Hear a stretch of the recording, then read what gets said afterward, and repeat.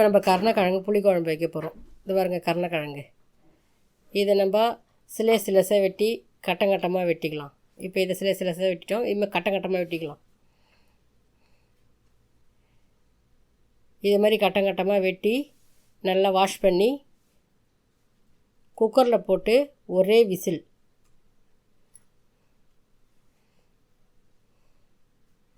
குக்கரில் போட்டு ஒரே விசில் வரும், எடுத்துருங்க.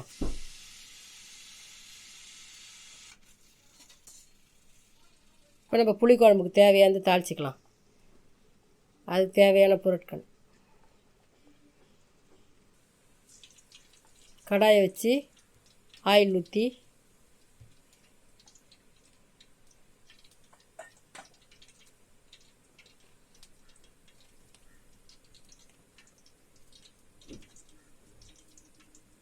ஆயில் காஞ்சதும் கடுகு,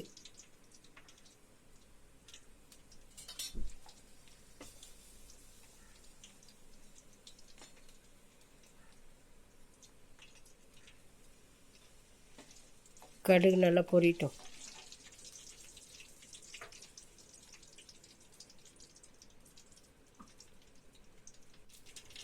கடுகு பொரிஞ்சதும் கொஞ்சம் வெந்தயம், சீரகம்,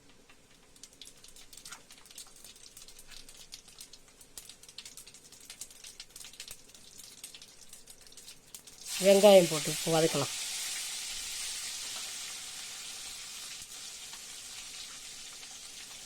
வெங்காயம் கருவேப்பிலை போட்டு நல்லா வதக்கலாம்.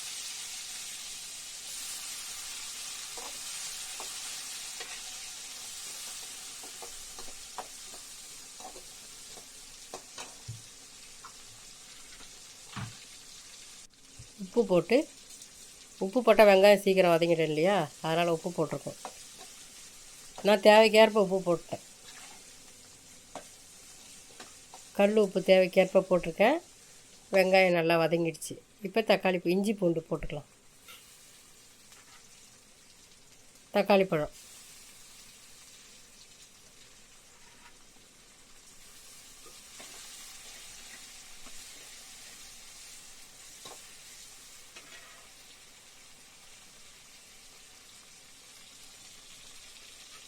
மஞ்சள்தூள் போட்டு வதக்கலாம்.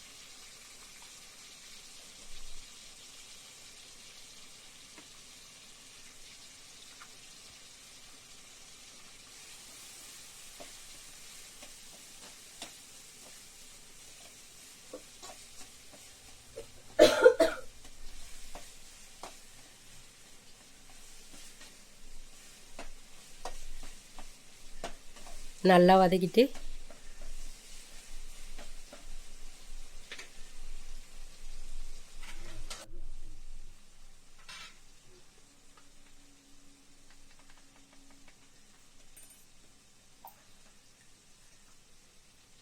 நல்லா வதங்கிச்சு. அது கூட நம்ம தேவைக்கேற்ப மிளகாப்பொடி போட்டுக்கிறோம்.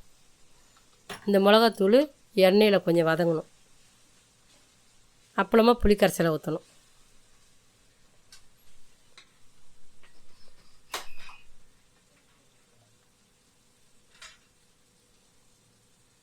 தேவைக்கேற்ப புளி கரைசல்.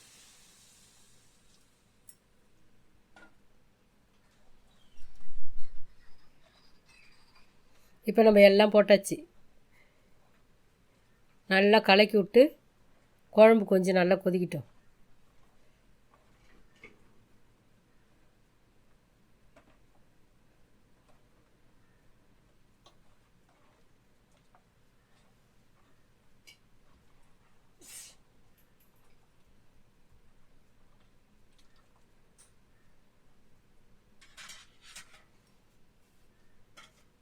குழம்பை மூடி வச்சுட்டு கொஞ்ச நேரம் கொதிக்கிட்டோம். நல்லா 5 மினிட்ஸ் நல்லா கொதிக்கிட்டோம். நல்லா கொச்சிடுச்சு.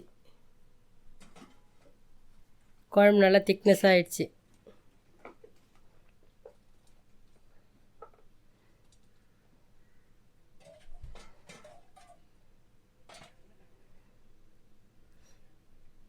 இப்போ அந்த வேக வச்ச கருணக்கிழங்கை எடுத்து வடிகட்டிக்குவோம். கொஞ்சம் தண்ணி இருக்கும்.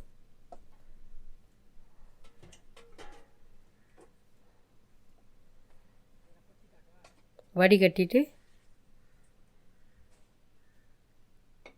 அதில் போட்டுக்குவோம். நம்ம கருணக்கிழங்கு உப்பு கொஞ்சம் போட்டும் வேக வைங்க, இல்லை உப்பு போடாமையே வேக வைங்க. நான் உப்பு போடலை.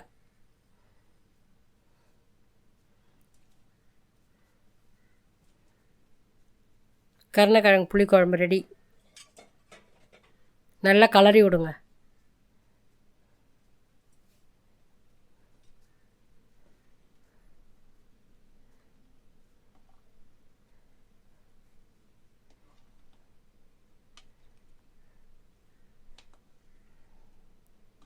நல்லா கலரி விட்டு இன்னொரு 5 மினிட்ஸ் சிம்மில் வச்சு வைங்க.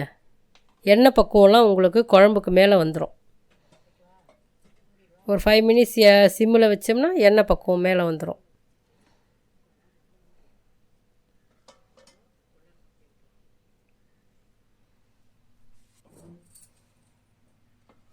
பார்த்திங்களா, எண்ணெய் பக்குவம் நல்லா மேலே வந்துருச்சு.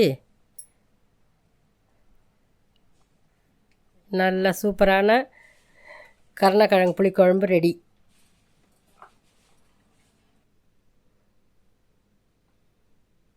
நீங்கள் செஞ்சு பாருங்கள். செஞ்சு பார்த்துட்டு சொல்லுங்கள்.